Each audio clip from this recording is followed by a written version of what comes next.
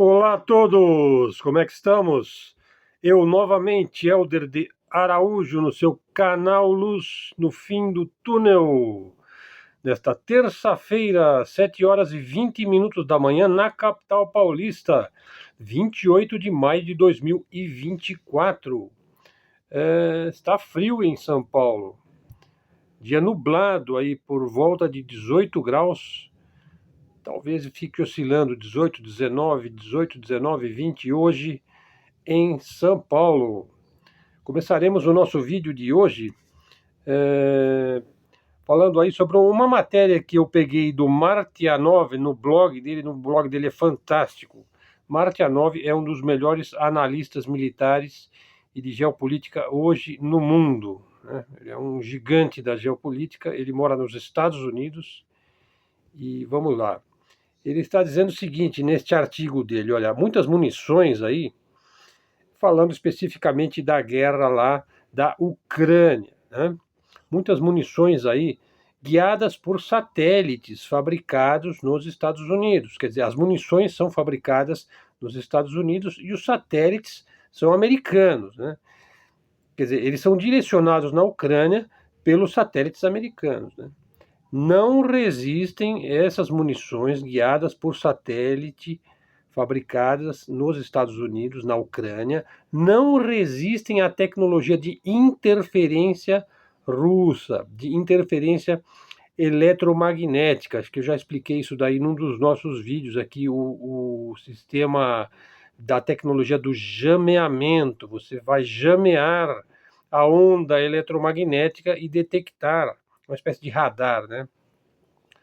Daí que Kiev, capital da Ucrânia, parou de usar certos tipos de armamentos fornecidos pelo Ocidente, pois que a taxa de eficácia desses armamentos despencou. Quer dizer, eles não são eficazes, né? Eles não têm eficiência. Isso de acordo com militares da própria Ucrânia e também em matérias que foram divulgadas pelo Washington Post, lá nos Estados Unidos. Daí então que vamos analisar, pessoal, a interferência russa nos sistemas de orientação das armas ocidentais modernas, incluindo aí projéteis de artilharia que são guiados pelo GPS, chamado GPS Excalibur, né? O sistema de foguetes de artilharia de alta mobilidade, o HIMARS, né? Que podem disparar foguetes que são fabricados nos Estados Unidos. Ele tem um alcance aí de 50 milhas, que quanto que dá? Dá mais ou menos 80 quilômetros, né? Isso corroeu a capacidade da Ucrânia de defender o seu território, né? Porque a Rússia interfere no sistema de orientação dessas armas. Elas ficam bobas, elas ficam perdidas, ela só acerta o chão duro, né? Então as autoridades em Kiev hoje, para variar, procuram ajuda do Pentágono, tentando obter aí atualizações, né? Uma melhoria, né, no sistema de direcionamento dessas armas, né? O fato é que a capacidade da Rússia hoje para combater as munições de alta tecnologia tem implicações de longo alcance para a Ucrânia, né? E também para os promotores do Ocidente aí que investem muito nesta guerra, né? E também assim a capacidade da Rússia, né, de entender o modo do Ocidente fazer a guerra, né? E assim, eles têm uma curva de aprendizado excepcional. O que é a curva de aprendizado? Você aprende a lutar a guerra no decorrer da própria guerra. Você faz a engenharia reversa, você captura armas dos seus inimigos, você entende quando ele obtém sucesso, isso é uma forma de aprendizado para você. Quando você também perde uma batalha, perde alguma coisa, é atingido, isso também é uma fonte de aprendizado, e é assim que eles aprendem, né? E também fornece potencialmente um modelo para os adversários aí de Washington, que é a China e o Irã, né, do Estado racista, né, de Washington, porque ele não admite a existência de chineses, de iranianos, de russos, né? Ele não os pode mais acusar de comunistas, né? Bom, então essa é uma das principais razões pelas quais as forças de Moscou, né, ou seja, a eficiência, a sua capacidade, né, tecnológica, né, e também de aprendizado, né, são as principais razões pelas que a gente está vendo aí Moscou recuperar a iniciativa e avançar velozmente no campo de batalha para o total horror de Washington e do Ocidente, né? Bom, muitos relatórios aí, ditos como confidenciais, são confidenciais para nós aqui do Ocidente, para a nossa mídia, que esconde os fatos, né? É por isso que é importante você ter um informante aí, por isso que boa parte da nossa mídia alternativa é livre, ainda pode divulgar os fatos, depois que nós estamos aqui, né? Então, esses relatórios confidenciais para o público do Ocidente. Na Rússia, o desempenho do armamento da OTAN é bem conhecido. E também o desempenho do armamento da própria Rússia. E as capacidades da guerra eletrônica da Rússia, veja só, a capacidade de guerra eletrônica da Rússia foi caracterizada pelo Ben Rhodes como de dar água nos olhos, ou água na boca, né? Então, muito se tem dito aí sobre os sistemas de guerra eletrônico russos nos últimos anos. O Ben Rhodes, que é o tenente-general, que é comandante do exército dos Estados Unidos na Europa, quer dizer, um homem forte lá da OTAN, ele descreveu as capacidades de guerra eletrônica russa na Ucrânia como de dar água nos olhos, né? Quer dizer, ele chora quando ele vê isso daí, né? Como é regra no Pentágono, eles em vez de eles estudarem esses relatórios, né, de alguém que está em campo, que está descrevendo a realidade, não, eles preferem destacar aí a pornografia militar de Hollywood, né? Em Hollywood é tudo uma maravilha, né? A mesma maravilha de sempre, né? As gloriosas munições Smart dos Estados Unidos funcionam maravilhosamente bem, como se deu no Iraque há 20 anos, lá no deserto, já quando eles trucidaram lá as forças do Saddam Hussein, né? Não é mais assim, pessoal. Acabou. Isso só continua sendo válido em Hollywood, na ficção, né? na maravilha militar, né? Dos heróis americanos. Isso aí na vida real é muito mais complicado do que isso. A Rússia tem uma grande capacidade de expansão, tanto industrial quanto científica. O país que mais produz engenheiros de alto nível no mundo. Será que isso aí não vai aparecer nas águas dos olhos dos sábios de Washington?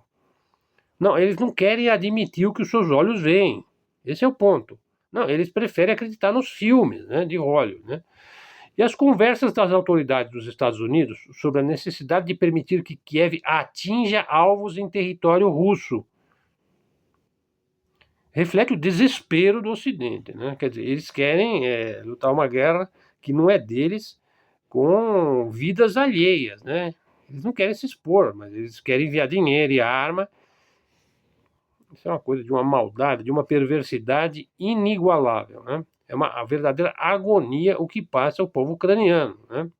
Isso foi o Sergei Lavrov, que é o ministro das Relações Exteriores da Rússia, quem nos disse, né? Ele falou: a verdade é que a guerra na Ucrânia está perdida para o Ocidente. Pessoal, e a verdade do mundo militar, hein? Que o canal Hoje no Mundo Militar, fraudes ambulantes como o professor Rock, né? E companhia, né? Canais chapéu de alumínio aí, das armas maravilhosas, né? A verdade é que eles não conhecem, ou fingem desconhecer, é que as armas dos Estados Unidos hoje em dia são obsoletas diante da tecnologia e do notável aprendizado de guerra da Rússia. As armas tradicionais não vão bem, pessoal. As coisas não vão bem. As mais novas tecnologias são assimiladas em tempo real pelos russos. Bom, já se disse aí, eu me lembro que eu li que o russo é o povo mais talhado para a guerra.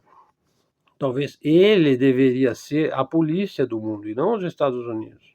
Porque os Estados Unidos tripudia, né? O russo não tripudia. O que ele conquista está conquistado. O que ele faz é definitivo. É preciso repensar essa guerra da Ucrânia. A paz já tardou aí. É preciso fazer um acordo de verdade, e não essa cimeira aí, que parece uma bobeira, devia chamar bobeira da Suíça, não devia se chamar cimeira, devia se chamar a bobeira, né? Porque você vai estabelecer um acordo de paz na Rússia, na Suíça, você vai juntar lá 60 pais, você convida 180, aparece 60, e desses 60 só uns 6 lá tem voz ativa. Para fazer um acordo de paz na Rússia, na Ucrânia, sem a Rússia. Acorda, infeliz. O pessoal não acorda, né? Bom, mas nós estamos acordados, né? Não é que nós não somos woke, hein? Né? O woke está sonhando que está acordado, né? Nós estamos acordados mesmo, né? Olha só, pessoal, vou ter que falar de Israel. Não dá para não tocar nesse assunto, tá? Segunda parte do vídeo. Então, a primeira parte aí eu falei sobre o artigo do Martianov, recomendo a vocês, sigam o canal do Andrei Martianov. Para vocês terem uma ideia de quem é o Martianov, ele é talvez a principal fonte do canal Arte da Guerra, do comandante Farinazo. Quer dizer, isso não é pouco, hein? Bom, e vamos lá, segunda parte, Israel. Israel teve de recuar, eu falei isso daí ontem, hein? Até agora, hein? Até as fronteiras que ele tinha em 1966. Mais de 60 mil israelenses foram deslocados do norte de Israel. A mídia ocidental, né, ela não mostra a realidade. Quer dizer, a mídia é um sistema de enganos, né? Ela é ficção, ela é Hollywood também, ela é parte de Hollywood, né? O fato é que ela vai acabar mostrando uma realidade muito adulterada, né? O fato é o seguinte, pessoal, o insano lá de Israel, daquele gabinete escatológico, lá, messiânico, lá, o Nathaniel, segue bombardeando agora campos de refugiados palestinos resguardados pela ONU. Bom, essa semana viu-se cenas absolutamente dantescas. Pessoal, o horror no estado mais bruto que a imaginação humana possa conceber. Né? Israel primeiro empurrou os refugiados palestinos para este local a fim de queimá-los vivos e abatê-los com requintes de crueldade que eu acredito horrorizaria até mesmo os nazistas, hein? Os quais prefeririam métodos mais científicos, né? Como a gente sabe lá do gás e tudo mais, né? As cenas divulgadas aí, filmadas com risco da própria vida. Pessoal, isso é filmado num celularzinho e colocado nas redes. Não adianta boicotar o TikTok ou o Joe Biden, não adianta, vai vazar de alguma forma. As pessoas são ligadas em celular, todo mundo tem celular, né? Sempre alguém consegue filmar essas coisas. Às vezes o próprio soldado lá das IDF, né, que sente assim um remorso por estar fazendo aquilo, ele mesmo filma, né? Como a gente viu quando eles trucidavam lá em Gaza e depois vestiam aqueles vestidos das mulheres palestinas, né, como uma forma de escárnio, né? Coisa espantosa, né? Esconder isso daí na TV aí, o Rede Globo, o CNN, né? Esconder isso do mundo livre, livre, mostra que a grande mídia faz parte dessa monstruosidade. Pessoal, o Netanyahu é um monstro, é isso. Ele já venceu o campeonato da maldade, mas a coisa é pior. Ele pretende normalizar o mal. Olha só, normalizar o mal lá em Gaza. Esse é o ponto. Normalizar o mal. Esse é o ponto da escatologia e sionista. Escatologia é aquela área da filosofia e da metafísica que estuda o fim último das coisas, né? A finalidade última das religiões, né? Ou seja, o ser humano vai se salvar, não vai, a humanidade vai perecer, vai sobrar alguém, o que vai ser no fim dos tempos. É por isso que a gente chama a guerra de Israel lá na Palestina como a guerra do fim dos tempos, né? A guerra do fim do mundo, a soma de todos os medos, né? São expressões ligadas à escatologia. Nós vamos fazer um vídeo só sobre escatologia, né? E a escatologia sionista, ela pretende normalizar o mal. Ou seja, significa tornar esse flagelo que eles estão causando lá não somente normal, como louvável, se é feito pela causa grotesca do Deus vingativo deles, né? Pessoal, isso daí nunca será normal. Ainda se fosse feito como uma vingança pessoal. Por exemplo, um povo está se vingando de seus algozes. Vamos supor essa condição, que é o que eles tentam vender, né? Permaneceria condenável e detestável. Em Gaza, em Rafa, não tem algoz nenhum. São famílias de civis, não tem militares ali, não tem insurgentes ali. Os insurgentes, os combatentes estão dentro lá dos famosos túneis. Tá, eles conseguiram, ó. Eu ia dizer nós conseguimos, não. Eles conseguiram, os israelenses conseguiram abater ali líderes lá na embaixada na Síria, né? Por que os valentões, então, não entram nos tais túneis? Porque são covardes com armas. Essa é a realidade. Ali nos túneis não entram, né? Porque não vai combater o insurgente onde está o insurgente. Não. Vocês preferem trucidar a população civil. Quer dizer, é um gabinete assassino de carrascos, liderados por um monstrengo político, defendido por uma parte aí da população de Israel mentalmente adoecida pela loucura escatológica de hospício. Eu já disse que é proposital, hein? Para reavivar o antissemitismo na imaginação humana. Pessoal, isso daí tem método, sabe? Não é raciocínio conspiratório. A gente sabe como é que a mente revolucionária funciona. A gente sabe como é que esse pessoal gosta de Maquiavel, né? Não somos nós que somos Maquiavel, a gente já só está descrevendo o que a gente vê, o que a gente percebe, o que a gente sente e o que a gente também está refletindo aqui, né? Então, olha só, diante desse horror todo, a ONU ordenou que Israel parasse imediatamente suas ações em Rafa, em Gaza, nos campos de refugiados. O que ele fez? Desrespeitou a ordem e continuou com suas operações como se não tivesse acontecido nada. Por isso, então, é caracterizado como genocídio. Já foi condenado. O promotor do Tribunal de Haia anuncia a necessidade de capturar o líder, né? O líder do genocídio. Em resposta, o que ele fez? Começou a insultar vários países, várias nações aí. Começou a amaldiçoar chefes de Estado, né? Alegando que se opor às suas ações é ir contra Deus. E que reconhecer o Estado da Palestina, tem muitos países agora reconhecendo, é antissemitismo. E agora ameaçam o mundo todo com milícias supremacistas, pessoal, espalhadas aí por vários países. Quer dizer, então eles vão querer transformar o mundo num verdadeiro hospício, né? E agora dizem que nós temos ogivas nucleares, né? É uma soberba total, uma arrogância absoluta. Dizem que nenhuma força do mundo será capaz de nos deter. Quer dizer, já virou história em quadrinho isso daí, né? Mas é tudo balela, tudo basófia, flatus votis, garganta, né? Nos túneis eles não entram, né? Em poucos meses. Onde estão agora os que estavam apoiando tanto as ações israelenses, né? Não, a oposição está crescendo, a resistência está aumentando de uma maneira exponencial, né? Cadê aquelas os jornais liberais, aí, as emissoras de TV, né, que tanto atacaram, inclusive atacaram o Lula aqui, porque o Lula está denunciando aí o genocídio. Ele foi duramente criticado pelos liberais brasileiros, né? Porque ele disse, não, ele é persona não grata. Os próprios gabinete lá de Israel condenou o Lula, né? Posteriormente, países como Espanha, Irlanda, Noruega e vários outros se uniram à denúncia feita pelo presidente do Brasil.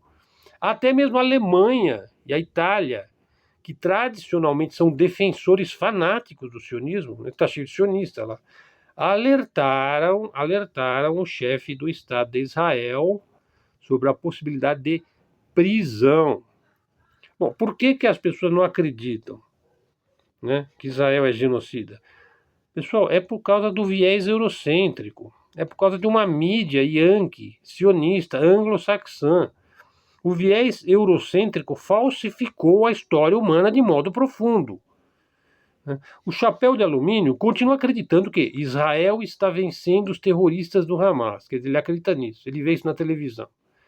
Qual é o sentido de continuar consumindo mídia americana, pessoal, eurocêntrica, supremacista, mídia liberal, hipnotizante? Meu, TV emburrece. É só a mídia alternativa hoje. Pessoal, a coisa não vai bem para Israel. Veja, são 240 dias de matança sem sentido militar algum. Não recuperaram reféns, perderam 30% do território. O mundo está se voltando contra eles. E para piorar, só trucidam e exterminam e matam gente indefesa, crianças e mulheres. Não vai dar certo. É ainda pior, os desvairados parecem loucos para ressuscitarem o antissemitismo no mundo. Pessoal, olha, só para terminar o assunto, ó, Se o indivíduo não conhece o acordo Haavara, eu já falei aí no meu vídeo, tem um vídeo só sobre o acordo Haavara, né? Se ele não conhece a Nakba, também tem um vídeo aqui no canal sobre esse assunto. Não dá para conversar o assunto, não dá para você discutir o assunto, você não sabe do que se trata. Você não sabe do assunto Israel e Palestina se você não conhecer esses dois temas aí, né? Israel não é absolutamente o que se pensa. Veja, ele é fruto de uma negociação feita entre Adolf Hitler e o Barão de Rothschild, que é o Acordo Haavara. Eu fiz um vídeo sobre isso aí. Segundo lugar, mas não em menor importância, Israel é uma base militar norte-americana criada após a Segunda Guerra Mundial.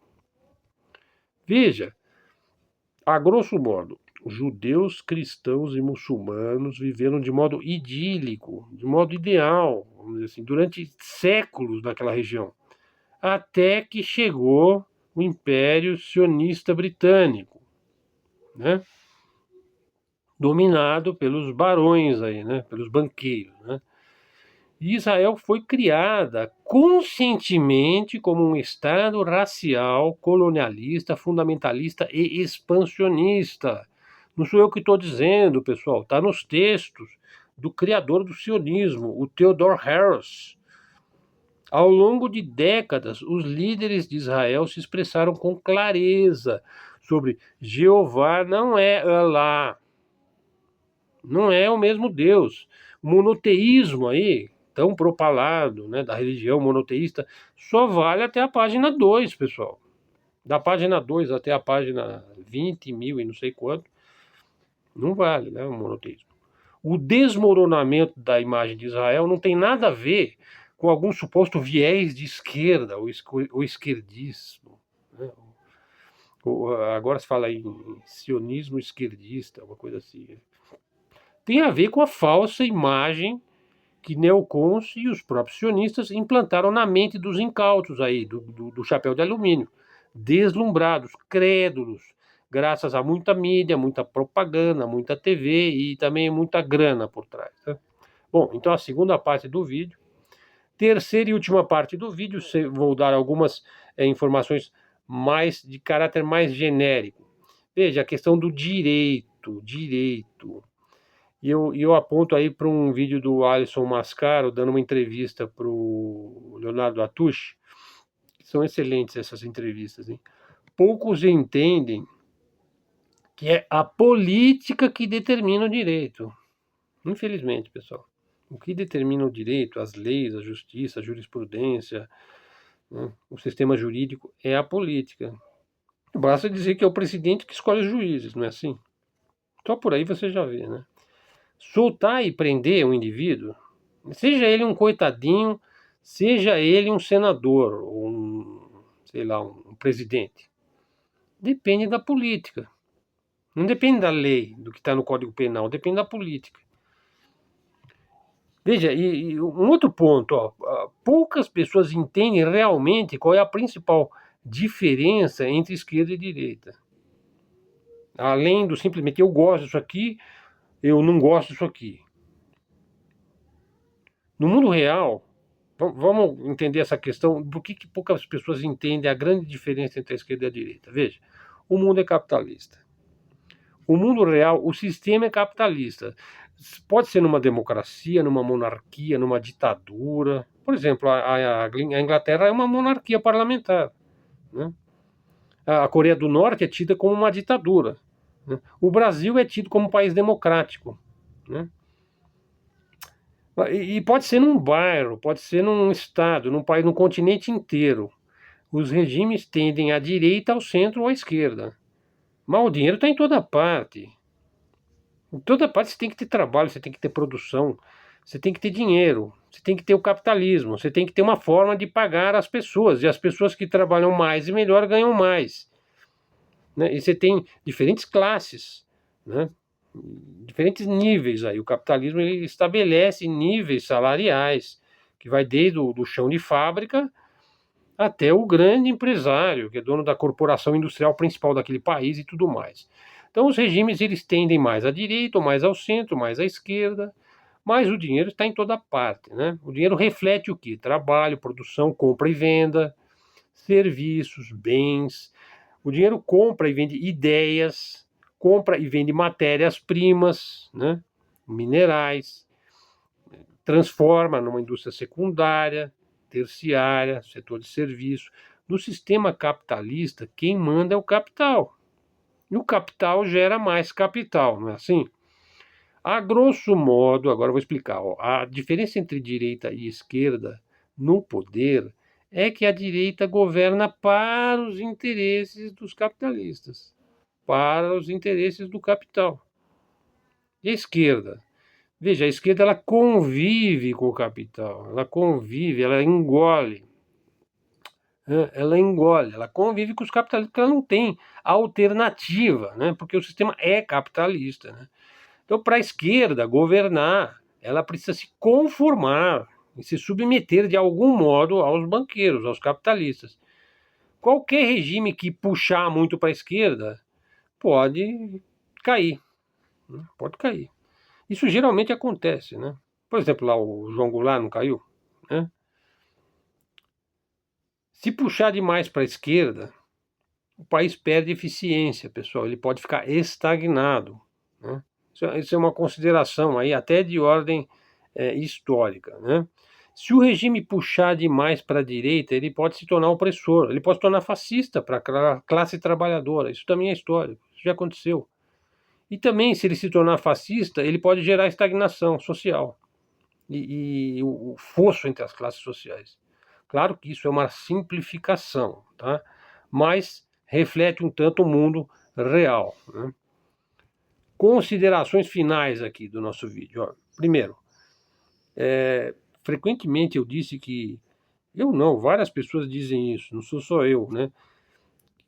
Nós não acreditamos que o Elon Musk, o Zuckerberg, o próprio Bill Gates, né? A gente não acredita que esses caras são de verdade. A gente não acredita. A gente acredita que são atores. São pessoas inteligentes, evidentemente, né? Mas são atores. Basta você observar o Elon Musk, não precisa se observar muito, observa qualquer 10 segundos do Elon Musk para você ver que ele não é aquilo que estão dizendo que ele é. Você vê logo que ele é um ator e ele até, se ele for abordar um pouquinho mais, a coisa um pouquinho mais teórica, você vai ver que ele não entende de tecnologia. Né? Não entende. Se você entrar no campo dos algoritmos, que pouca gente entende, você vai ver que ele também não entende. Né? O Starlink e outras tecnologias, né, é 100% militar. Ah, não, mas aquilo nasceu numa pequena garagem, tocado por um jovem americano com uma ideia na cabeça. Nunca foi assim, pessoal, nunca. Não tem nada que surge numa garagemzinha e depois. Não, pessoal, é a IBM. Quem criou a Apple, quem criou a Microsoft foi a IBM. Foi lá que. Tá, então o cara tá lá numa garagem, mas tem alguém por trás. Claro, porque ele sempre consegue isolar os melhores cérebros. Né? Mas os grandes cientistas, as grandes patentes, a gente nem sabe o nome dos grandes cientistas. Né? Esses nomes aí são disputados aí a peso de ouro. Estão nos maiores e melhores laboratórios aí de pesquisa e desenvolvimento das maiores corporações do mundo. E não estão só no Ocidente, não. Estão no Oriente também. Estão na Rússia, na China, no Irã. Né? Estão em toda parte, pessoal. E os melhores cérebros. O Brasil estava tentando e está tentando fazer um semicondutor. O Brasil está sendo boicotado de tudo quanto é jeito. Eu vou fazer um vídeo sobre isso daí, hein? Sobre o semicondutor brasileiro, que pode revolucionar a tecnologia cibernética global, hein? O Brasil, hein? Bom, então não existe nenhum conglomerado tecnológico que começou numa pequena garagem tocada por um jovem americano com uma ideiazinha na cabeça. Não é tão simples, pessoal. Eu não estou dizendo que não existe pessoas talentosas, claro que existe. Né? Mas assim, essas pessoas, em algum momento, elas vão ter o apoio de um conglomerado científico, militar, financeiro, industrial, lá do Deep State, né? Bom, a ideia de que o mundo está melhorando, o mundo está evoluindo, ele está se tornando melhor, Por exemplo, de um ponto de vista tecnológico, científico, material, espiritual. Pessoal, essa ideia não procede. Eu, pessoalmente, eu acredito em ciclos. Existem ciclos pequenos, por exemplo, dia, a noite, meses, anos, ciclos de Júpiter, de Saturno, ciclos solares, ciclos lunares. Eu estudo esses ciclos há muitos anos. Eu ainda vou fazer também um vídeo sobre esse tema aí, né? Não há evolução, pessoal. Não há. Você tem ciclos, ciclos evolutivos e involutivos, como uma onda, uma senoide, tá? Não há evolução, há involução, lamento dizer. Há involução, há evolução e há involução. Bom, para terminar, veja só, um relatório recém-divulgado pela Agência Nacional de Inteligência Geoespacial, a ANGA, dos Estados Unidos, em parceria com o Centro Geográfico de Defesa, o DGG, do Reino Unido. Veja aí, nós estamos em pleno mundo anglo-saxão, sionista, americanista aí, hein? Da NASA, né? Revelou que a anomalia do Atlântico Sul, chamada de AAS, eles adoram siglas, pessoal, né? Tem uma região ali onde o campo magnético da Terra está mais fraco, né? Aquela famosa inversão do campo magnético terrestre. Estão tocando nesse assunto de novo, né? Isso me fez lembrar lá do Afonso de Albuquerque, né? Que fazia vídeos assim fantásticos naquela época. Depois ele não fez mais, né? Assim, foi muito marcante. Lá na época o canal dele se chamava Ciência de Verdade.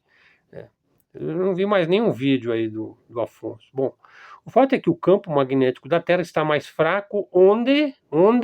No Brasil, né? Em parte do Brasil e também no sul do Oceano Atlântico Sul, né? Vai ver que é por isso que está o porta-aviões lá da Generala Laura, que eu falei no vídeo de ontem, né?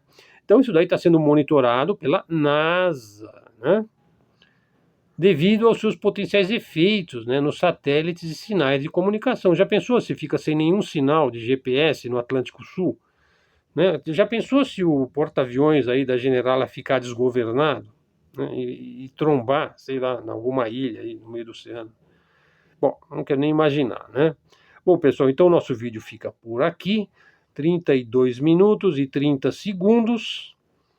Mais um vídeo para o nosso canal. O canal está crescendo de maneira natural, espontânea, com excepcional a qualidade dos nossos seguidores. Pessoal, os nossos comentários têm aumentado, têm crescido. O canal está agora com 850 seguidores, começou com 7 e está com 850.